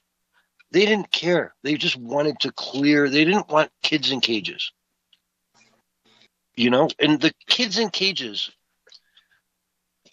is about putting kids in a safe place while you check on the background of who they're with. Are they even related to this person that's trying to drag them over the United States border into another country to go start a new life? Are they even related to that person? Or is this person simply a human trafficker who's going to take these kids up into a sex slave? You know? Yeah. So that would be an easy race. It should be. It should be. But you're dealing with California. Once that goes head to head, you're dealing with the machine. If you're an outsider candidate trying to take down an insider candidate in California, you're not running against the candidate. You're running against the political machine that is California. So it's going to take it's going to be a real battle. Like you said, the real fireworks will start when the primaries are over. Yeah, and I'll tell you, the LA mayor race is going to be fun to watch. This Spencer Pratt guy, I don't know anything about him. I don't know if I support him or what. I don't care. You know, I know Karen Bass was horrible. You know, I know that no one is rebuilding their homes in LA after a year or more now from the fire. What are we like? A couple years 16 now, months out or something? Year and a half? Yeah. Year and a half out. Where are the permits? You know, and I say it all the time. This is Pacific Palisades. Wobbly the people says who own those homes have money out the wazoo. And if they want to rebuild their home, they could do it tomorrow if they simply had a permit. Just in, Wobbly says Bass will not make it. She's under investigation. She had a hitman on the city council. Ooh, that's some insider baseball there. I'll have to check into that after the show. Interesting. Yeah, we'll have to look into that. I know nothing about that, folks. That's just coming from a random person chatting in one of our rooms. Wobbly, So who just lives keep in take that California. shred of. Okay, well, take it with a shred of, grain of salt or whatever. Again, our producer is reading on the air, so it must be verified 100%. Right, Mark? Correct. If it's coming from him, it's coming from good source. All right. Excellent. So, folks, yeah, this is going to be fun. Now, Spencer Pratt has been really good with these AI videos and whatnot. As much as they're annoying to watch, he does put some good ideas forward in them. And when he goes one-on-one against Bass, it's going to be fire, man. He's just going to turn that thing. Did you see the stunt they pulled in front of the other lady running for mayor? That they put basically a bunch of actors out in front of her house cosplaying a homeless encampment in front of her like $3 million home. Right? No, I didn't see this. No, I didn't. Beautiful. It was beautiful. It's exactly what I just described, right? They had about 20 people out there. They had tents, the whole 9 yards, the fake needles. That's that brilliant. Stuff. That's brilliant. And they just were like, hey, everyone else in LA is living with this on their front porch. Why can't you for a day? Even though it's cosplay, they're just actors, right? But that'll come to Mayor Bass's home. He's gonna play hardball. And Donald Trump has laid out this sort of map that other people, or ordinary Americans, can take to do the same sort of thing. Troll them. Make them cry, and then when they cry, make memes about them crying. It's really that simple, folks. Yes. And, we're showing the way here. So it's a beautiful thing going forward to watch this stuff sort of happen. It is. And if any city deserves a rejuvenation, it's L.A. I mean, back in the day, L.A., well up into the early 90s, L.A. was one of the most beautiful cities, even with their smog problem. One of the most beautiful, shining cities that America had to offer. That was the land of plenty. You went to L.A. to make it in life. Mm-hmm. And that is no longer the case. Yeah, and I remember living out there around 2000, maybe 3. And, I mean, I wasn't that big of a fan of it. But at the same time, I was like, man, if I had $1 billion in the bank, I don't know where else I'd live. You know what I mean? Gorgeous weather and every kind of fun thing you can possibly imagine. Yeah, and, again, just beautiful women. I mean, the ladies out there, California girls, it's just a thing. I consider that fun. Yeah, it is a thing. Like Arizona and California, it just is a thing that they have. They just attract some of the most beautiful women in the world to their warm climates and the sunshine and the beaches and the bikinis and all that. I mean, you got all that going on. You're not going to want to live in Chicago where it's 20 below half the year. 100%. I can vouch for Phoenix. Phoenix has a plethora of beautiful women. Yeah, it's shocking. You come from the Midwest and you just don't really expect that to hit you in the forehead as hard as it does. Very true. Very true. Damn, what is this place? But LA, again, it's like we were talking about. I don't know if it was with you or with Barry, but when we talk about the decay of these cities and whatnot, it's not like their infrastructure is not going to be there tomorrow. New York is still going to be New York City tomorrow. There's still going to be Billionaires Row. There's still going to be Park Avenue. There's still going to be Beverly Hills and all that stuff. But it's just the decay that happens when you go down Main Street, when you go down Sepulveda Boulevard or whatever, and there's just Ventura Avenue. There's just so many more boarded up buildings now. There's so many more places that went out of business. That one corner that used to be really successful, is just gone now. There used to be a great steakhouse there and a bunch of people eating outside, and everyone's dropping $200-$300 a head on their beautiful night with the martinis and the whole 9 yards. And now that's gone. Where did it go? It still exists. It's just out in the suburbs. It moves elsewhere. So we see the decay in the cities where it just is not as nice. Chicago is not what it was when I lived there at all. No. You know, all the places I used to hang out are boarded up, shuttered, and they're just too dangerous. The walk home at 2 a.m. is not worth it. Yeah, it's Philadelphia, same way. Pittsburgh. Pittsburgh did a pretty good job recently of cleaning things up. But up until recently, they had a very similar problem. A lot of gang violence, a lot of homeless, pushing people out into the suburbs, and that destroys the businesses downtown. Yeah, and you know, Donald Trump has gone into some of these cities with the National Guard and cleaned them up, and the ones that accepted it and allowed it to happen are prospering because of it. Look at Washington, D.C., you know? Yeah. Whereas the ones that fight it, well, you're just going to end up going down the same crap hole, you know? I'm sorry, Doc, while we're on the subject here, we got a few minutes left in the show. I saw an interesting video the other day, and it really got my mind going, okay? What are the top 3 cities in America? Top 3 cities, Miami, Nashville, and Austin. Oh, come on. You're supposed to say the top 3 cities are New York, Chicago, L.A., right? Well, I mean, in the 90s, maybe. Well, you know, even today, population-wise, but in other words, it's a thing that sort of jogs the brain. It says, okay, the top 3 cities, New York, Chicago, L.A., what's number 4 or what's even number 5, right? Right. And you'd say Nashville, obviously, or Miami.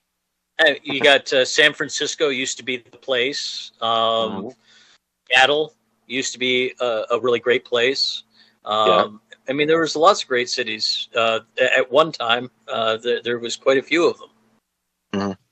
But if we were to look at the number 4 city, I mean, they went through a lot of things. Washington, D.C. came up. Houston came up. Miami came up, you know, in a bunch of different categories. One that never came up that I would almost put on the list is Las Vegas, though. Because it has so much theater, restaurants. It really has such a culture. You know, you don't think of culture in Las Vegas, but you should, because, you know, every major play that gets, you know, Grammy Awards and all that, it all goes through Vegas. You know, it's there's more Michelin stars in Vegas than there is in any other city in the country. Makes sense. Being that it is a huge tourist hub. I wonder if that's the reason it didn't really get, doesn't really come up in most people's minds, because it's more of a transient tourist town, and it doesn't tend to have the deep rooted connections as some of the other cities do. Like you have the old Cuban class in Miami that everybody talks about. You have the old Jewish neighborhoods in New York City. You have the movie stars of LA, you know, that kind of thing. But Vegas is kind of just known for being Vegas, right? But over the last 10 years, they've really developed and leaned into a more building themselves into a traditional city. They have sports teams now. Yeah, the Raiders. I mean, and good for them. Yeah. You know, I mean, literally good on you to get the Raiders to come to Vegas. I always thought that it was a shame that Vegas and Nevada as a whole didn't have one sports team, you know? I mean, I lived in Tahoe, which is near Reno, and you'd put on the sports at night, you know, or watch the news, and the sports would come on, and it's all high school football. Right? Yep. And it blew me away coming from Chicago that all of a sudden I'm watching the news at 5 o'clock and they're talking about the high school football team, you know? Like what? Yep. Yeah, that's but not anymore. Not anymore. In fact, I believe they're going to be making a push to get the Portland Trailblazers. Really? Yeah, it seems like the guy who owns the Trailblazers is getting pretty tired of Portland. Interesting. I mean, they'll make him a deal he can't refuse. Oh yeah, and he's the guy that owns the hockey team, the Carolina Hurricanes, and so he likes to win, and you can't really get people to come to play in Portland with the taxes and the crime, and it's kind of difficult. That the arena sucks because they haven't rebuilt one in forever. So yeah, I have no doubt that Vegas will give them a big old stadium. And I mean, talk about hockey. Nothing says winning like playing hockey when it's 120 outside. right? And the Nighthawks are was it the Golden Knights? Sorry, yeah, the Golden Knights. They're not a bad hockey team either. They have a good organization. They're pretty good. Now, having said that, they're in. You said Carolina, so I mean, or the no, Carolinas. that's the Hurricanes. The Carolina Hurricane team is the guy that owns the Portland Trailblazers. Wants to move the team to Las Vegas. This is one of the sites he's looking at. But Vegas does also have a hockey team. Yes. Well, you know, Vegas will put out a bid that will be very impressive and hard to pass up when you consider no income taxes. You know what I mean? Exactly. Like when you're competing against Los Angeles and it's, you know, should I go to LA or Vegas? And California, boom, 13% right off the top. And we know basketball players love their tax-free. That's why all the basketball players go down to Miami or they go down to San Antonio or Dallas to play because they hate paying taxes on those big guaranteed salaries. Well, and it's free money for the states that don't have the tax, right? In other words, you've got a salary cap of, you know, 100 million. Well, you got to like put another 13% tax on top of that 100 million. You know what I mean? It's you're really not dealing with 100 million anymore. You're dealing with 87 or whatever it is, right? Yeah, exactly. Equivalent dollars. Exactly. Yeah. So yeah, it's a big form of, and I don't know, man. You're probably more into this than I am, but you know, as we're wrapping up the show here, the World Cup is about to start, man. What's your take on all that? I'm excited to see Americans get out and support it, and I hope. Hey, what are you talking about? The World Cup for? It's my time. Sorry, go ahead. I had to do that. That's okay. No, I think the World Cup is going to be good for America. Soccer has gotten extremely popular in the last 15 years, especially with younger people. There's 2 professional leagues in the States now. I think we have a good shot this year. Do you think America has a good shot? I think we do. I don't think we're going to take the cup or anything, but I have no doubt that we have enough talent to get to the last round. Really? America? Oh, yeah. I think so. Interesting. I mean, yeah, whatever. It's you know, it is what I have no interest in hockey. In soccer at all. It's a very slow game that, you know, it's the most exciting game in the world ends, you know, 0-0 and then goes to, you know, playoff kicks or whatever they call them at the end. And then it's great for falling asleep. You put on a game, you turn it down low, you hear that English soccer voice in the background, and then you don't take too long of a nap because when they do score a goal, everybody yells, and that's your alarm to get up. Okay.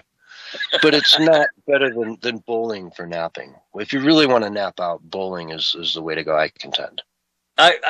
That's a good possibility, although I used to be a bowler, so I might get a little too excited. I'd have to go to golf. Like that would be, if I wanted to sleep, golf would be my number one. Yeah, golf is really good for that.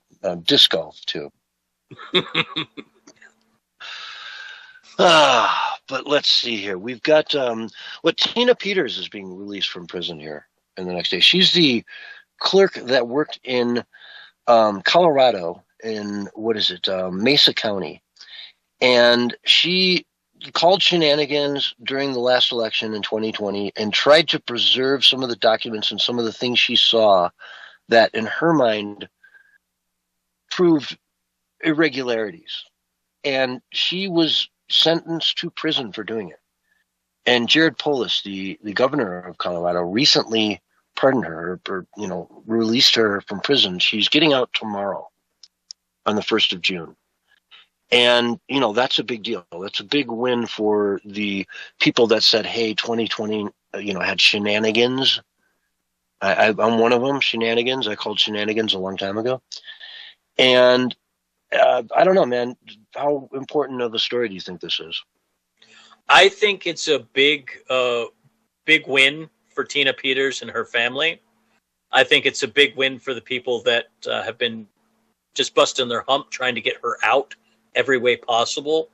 But at the end of the day, it'd be a lot bigger story if the information that she tried to preserve actually got preserved and went into the court records and was able to be used in a lawsuit against the state governments who fixed that election.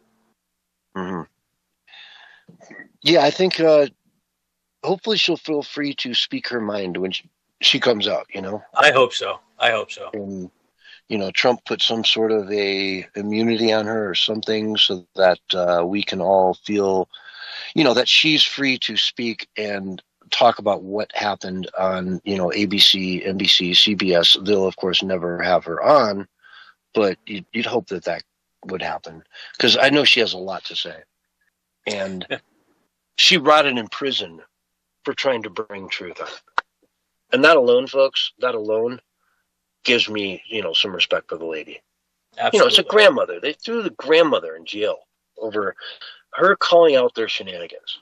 You know, just garbage. Yeah, agreed. So, anyway, this week Mexico's Congress moved to change a law to allow the government to cancel the 2030 elections if it claims there was a foreign interference. So if they don't win, they'll say foreign interference, and guess what? They're going to annul their elections going forward in Mexico. Sound good, Doc? That sounds like a plan, right? Sounds like Mexico to me. Yeah. Our neighbor to the south, folks, Brent Hamachek once told me that, like, if we had Syria or, like, Iran on our southern border, we'd probably have a better neighbor than Mexico. And I can't doubt it at this point. So, but anyway, folks, we're running low on time. Doc, anything else you want to add before we call the show? No, just everybody have a great night. All right, folks, this is the Censorship Sucks Roundtable Radio Show. We'll see you on Wednesday night.